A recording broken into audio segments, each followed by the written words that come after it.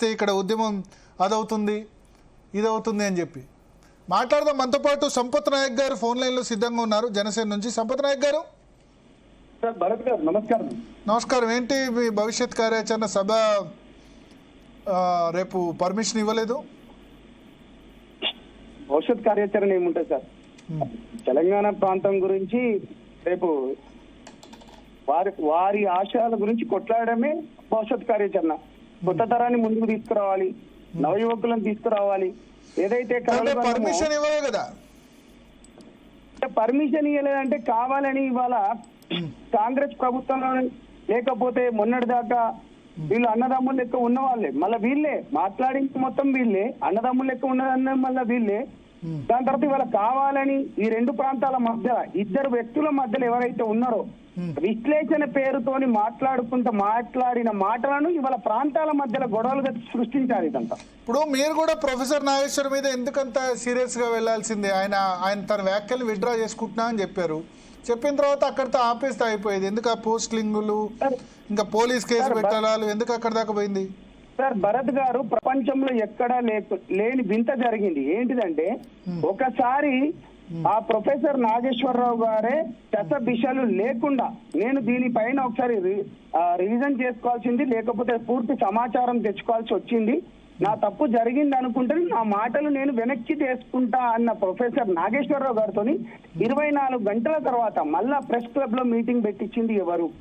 Point number 1, వాళ్ళతోని meeting పెట్టించడమే కాకుండా ప్రజా సంఘాలతో అనుకొని చెప్పి ఆ రోజు అక్కడ కూర్చున్న వాళ్ళు మీటింగ్ పెట్టింది ప్రొఫెసర్ నాగేశ్వర్ కాదు కదా. సరే, వాళ్ళు ఎవరు పెట్టారు, మాట్లాడారు, ఓకే. సార్ నాగేశ్వరరావు గారితోనే ఇవాళ పృథ్వీ గారు కావచ్చు. పృథ్వీ అసలు తెలంగాణ మలిదశ ఉద్యమంలో 2009లో ఎక్కడైతే ఉద్యమం జరిగిందో పృథ్వీ అనేట ఆయన ఎక్కడా లేడు. మేము ఉస్మానియా బిడ్డలం, మేము అందల కేసులు వేస్తున్నాం. లేదండి, మేము ఉస్మానియా బేస్డ్ గా చేసిన ఉద్యమాలలో కానీ ఎక్కడైతే ఉన్నాడో వరంగల్ బేస్డ్ గా ఏదైతే అక్కడ చేసుకున్నాడో తప్పిస్తే గానీ ఉస్మానియా బేస్డ్ గా అతను మాకేమన్నాడంటే నా పైన నిందారోపణలు చేసే విధంగా తెలంగాణ ఉద్యమంలో లేవంటే పెడమర్తి రవి, వంగపల్లి శ్రీను వాళ్ళు జేఏసీ పెట్టినప్పుడు తండ్రి నేను ప్రెసిడెంట్ గా చేసిన 100 కేసులు వేసుకున్నాను. నేను ఏమంటున్నా మీరు పృథ్వీ గారిని నా ద్వారా ఒక మాట అడిగాను సార్ భరత్ గారు, నీ పైన ఎక్కడ కేసులైనవి, నువ్వు ఎక్కడ జైలు పోయినవు? అదే నేనుంటేనేమో అప్పుడు మీ మీద కేసులున్నాయి. సంపత్ నాయక్ గారు, మీ మీద కేసులున్నాయి. నా పైన చాలా కేసులు ఉన్నాయి సార్, కొన్ని వందలు దాకుంటే మొన్న తెలంగాణ గవర్నమెంట్ వచ్చిన తర్వాత చాలా మట్టుకు వెళ్ళిపోయినాయి. ఒక 8 సంవత్సరాలు గద్వాలకు తిరిగిన నేను. గద్వాల కేసులు ఏదైతే ఉన్నాయో అప్పుడు మినిస్టర్ ఒక 30-40 కేసులు ఉండేనా? ఈజీగా ఎక్కువ ఉంటాయి సార్.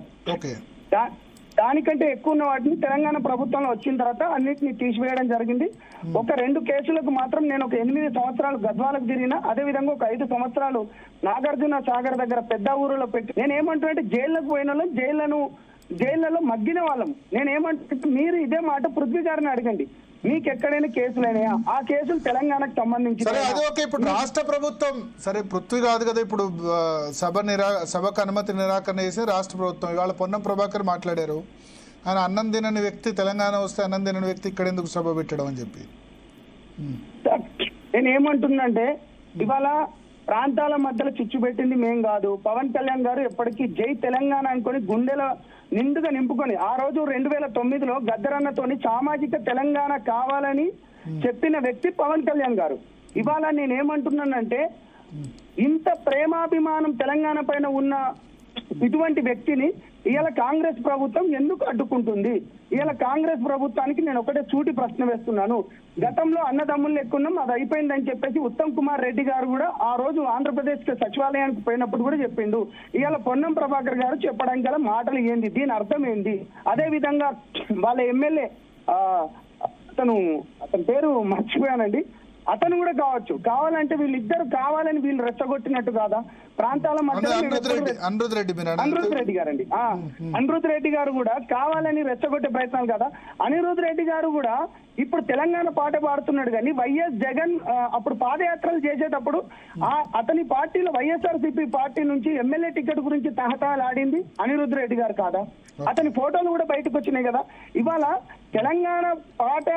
తెలంగాణ మాట మాట్లాడే అనిరుద్ రెడ్డి గారు మరి వైఎస్ జగన్ తోనే ఎందుకు? ఇవాళ వైఎస్ జగన్ గారిని ఆ రోజు మానుకోట నుంచి ఏంటిది స్టేషన్ లో రైళ్ల దాడితోని రైల్వే స్టేషన్ లో రాళ్ల దాడితోని తరిమిచ్చింది ఇదే తెలంగాణ వాదులు కదా. మరి పవన్ కళ్యాణ్ గారిని ఎప్పుడు ఇటువంటి జరగలేదు కదా.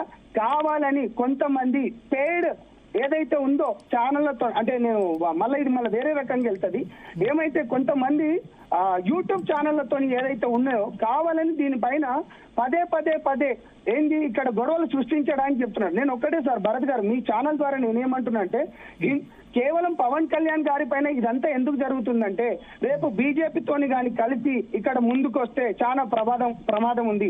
పవన్ కళ్యాణ్ గారు పదే హిందువుల పైన జరుగుతున్న దాడులు కావచ్చు, హిందువుల వ్యతిరేక శక్తులను సనాతన ధర్మం గురించి పవన్ కళ్యాణ్ మాట్లాడినప్పటి నుంచి లెఫ్ట్ ఎకో సిస్టమ్ కు, లెఫ్ట్ లిబరల్స్ కు అసలు మనసున బట్టట్లే.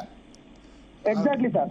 అప్పటి వరకు బాగానే ఉన్నారు, చెగువేరా టీషర్ట్ వేసుకుంటే బాగానే ఉన్నారు, గద్దర్తో తిరిగితే ఫోటోలు దిగితే అప్పుడు బాగానే ఉన్నారు. కానీ ఎప్పుడైతే సనాతన ధర్మం గురించి మాట్లాడారో అప్పటి నుంచి నిద్ర పట్టట్లేదు. Exactly sir. మొన్న వీళ్ళు ఎవరైతే తులసి చంద్ గారు చూడండి సార్, ఎంత దుర్మార్గం. సరే, మనకు వేరే జర్నలిస్టుల గురించి మన దగ్గర వద్దు చర్చ. వేరే అంటే సార్ వాళ్ళ స్టాండ్ వాళ్ళకు ఉంటుంది, వాళ్ళ రెస్పెక్ట్ దేర్ స్టాండ్. మనం వేరే జర్నలిస్టుల గురించి చర్చ వద్దు. ఇప్పుడు యాజ్ ఎ పార్టీగా మీరు ఏం చేస్తారు చెప్పండి. నేను ఏమంటున్నా అంటే రేపు హైకోర్టుకు మా పెద్దలు హైకోర్టుకు ఆల్రెడీ అప్రోచ్ అవుతున్నారు సార్. రేపు ఎట్టి పరిస్థితుల్లో బ్రహ్మాండంగా సభ జరగబోతుంది. డెఫినెట్లీ మా అధ్యక్షులు వారు ఎవరైతే ఉన్నారో పవన్ కళ్యాణ్ గారు పూర్తి విశ్లేషణ కూడా ఇవ్వబోతున్నారు, ఒక దిశా నిర్దేశం కూడా ఇవ్వబోతున్నారు భరత్ గారు. Okay, thank you Sampath Nayak. Thank you. So ఒకటి